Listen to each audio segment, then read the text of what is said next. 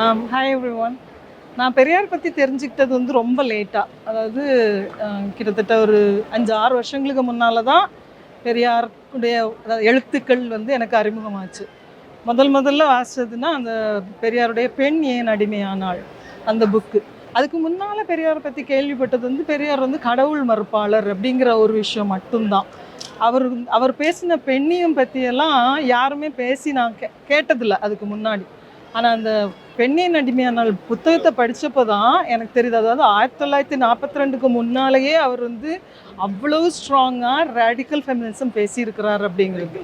நான் வந்து இந்த ரேடிக்கல் ஃபெமினிசம் பற்றி பேசவும் எழுதவும் ஆரம்பித்த டைமில் நிறைய பேர் சொல்லியிருக்காங்க, அந்த பெரியாருடைய எழுத்துடைய ஒரு ஒரு சாயம் உங்களுடைய இதில் தெரியுது அப்படின்னு சொல்லியிருக்கிறாங்க.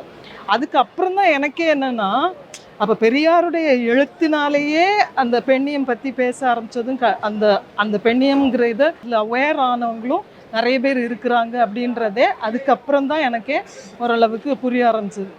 அதுக்கப்புறம் நான் வந்து பெரியாருடைய புத்தகங்கள் நிறைய படித்ததில்லை, இருந்தாலுமே அவருடைய அந்த கட்டுரை தொகுப்புகள் இதெல்லாம் வந்து ஓரளவுக்கு படித்த அந்த இதில் சொல்கிறேன். பெரியார்னாலேயே நம்ம வந்து இன்னைக்கு இருக்கக்கூடிய ஒரு ஒரு நல்ல ஒரு முற்போக்கான ஒரு தளத்தில் நம்ம இன்னைக்கு நிற்க முடியுது அப்படிங்கிறது ஒரு உறுதியான விஷயம்.